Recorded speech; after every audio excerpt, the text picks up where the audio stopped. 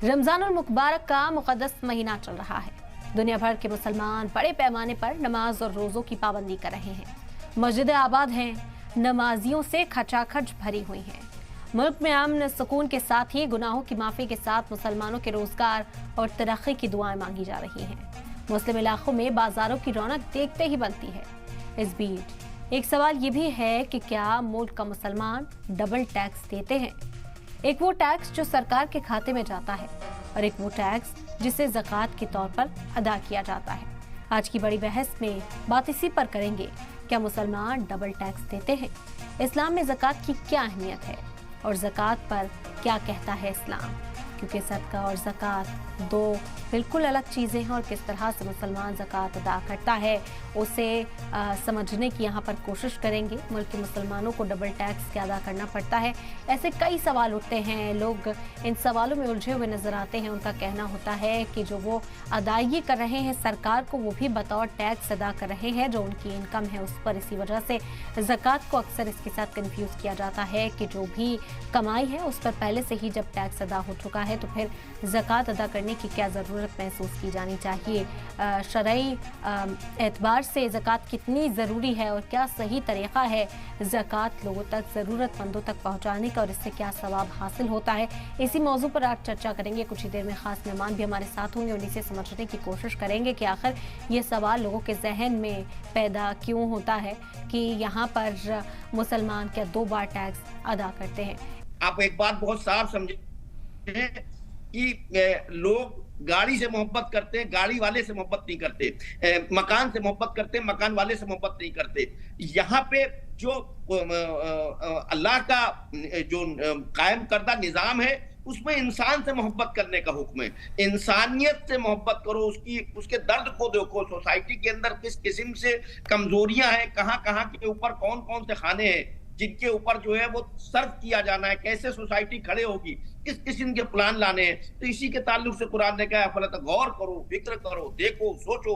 समाज के ताल्लुक से अगर मॉडर्न इंस्टीट्यूशंस को कायम करने की जरूरत है, अगर बच्चों को वहां लाने की जरूरत है, तो किस तरीके से अल्लाह ताला ने निजाम दे दिया है, तरीकेकार दे दिया है। तुम्हें हिकमत, इंसानी एक ऐसा है जिसको शऊर दिया है।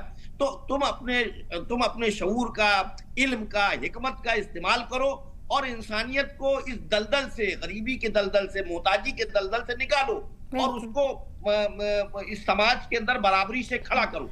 तो ये तो इतना बेहतरीन तरीकेकार है। ये तो एक तरीके से कहिए कि हम पैरेलल गवर्नमेंट के काम करते हैं कि हम अपने अपने इलाकों में, अपने अजीज व अकारिब में, अपने लोगों में हम पहचानते हैं कि कौन लोग हैं जो मजबूर हैं, कौन लोग हैं जो बेगुनाह जेल में, कौन लोग हैं जो परेशान हाल हैं, कौन लोग हैं जिनके पास खाने के लिए नहीं है। मैं आज आपके चैनल के माध्यम से आज ये कहूं कि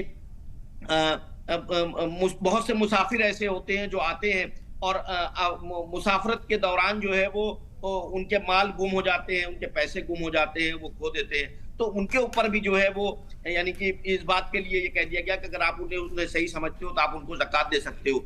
दूसरा एक यानी कि एक मिसकंसेप्शन भी आप कह सकते हैं कि लोग जो हैं वो, जैसा कि अभी पिछले हमारे पैनलिस्ट कह रहे थे कि लोग अपनी जिम्मेदारियों को जो है वो सुबुरदोश होने के लिए आप किसी और को ज़कात दे देते हो और इस बात के लिए उसको राइट्स दे देते हो कि वो जिसको चाहे दे दे।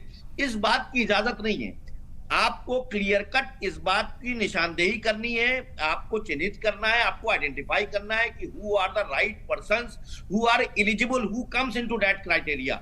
जो उस क्राइटेरिया के अंदर आते हैं उनके ऊपर जो है वो आपको खर्च करना है। अगर कोई इंस्टीट्यूशन भी कर रहा है तो उस इंस्टीट्यूशन के भी आपको सिर्फ दे के छुट्टी नहीं पाना है। जैसा कि मेरे पिछले पैनलिस्ट का कि अगर वो उसको जो है वो जफर साहब कह रहे थे कि वो दाएं हाथ को दे, बाएं हाथ को नहीं मालूम हो, दाएं और बाएं को तो नहीं मालूम हो, लेकिन जो दे रहा है अगर किसी इंस्टीट्यूशन को दे रहा है, उस इंस्टीट्यूशन की जिम्मेदारी है कि उसको बताए जिसने नेकी के लिए, नेक लोगों की उठाने के लिए, सही काम में खर्च करने के लिए पैसे अगर दिए हैं और उन्हीं ने ज़कात का माल दिया है तो वो उनको बताना जरूरी है कि हमने यहाँ के ऊपर जो है वो इस पैसे को खर्च किया, जिससे उस पर सेटिस्फेक्शन आए और उसका रिजल्ट दे कि भाई this is the result, this is the, ये पहुंचा है। दूसरी चीज, आज इस रमजान मुकद्दस मुकाबले में अल्लाह के प्यारे हबीब आकाए जहां सल्लल्लाहु ताला अलैहि वसल्लम ने दस्तूर को यानी कि एक बता दिया कि दुनिया में चलना कैसे है। उसके लिए आपने पैगाम दिया पूरे उम्मत मुस्लिमा को कि ओबुदू रहमना, एक अल्लाह की इबादत करो। और उसके बाद दूसरी चीज आपने जो लोगों को कुर्ब इलाही हासिल करने के लिए दर्ज दिया वो है अतमु तामु, भूखे को खाना खिलाओ। तो ये सबसे बड़ी चीज है आज की तारीख में, या अल्लाह का कुर्ब हासिल करने के लिए जो सबसे बड़ा टूल है वो है अतमु तामु, फीड द हंगरी।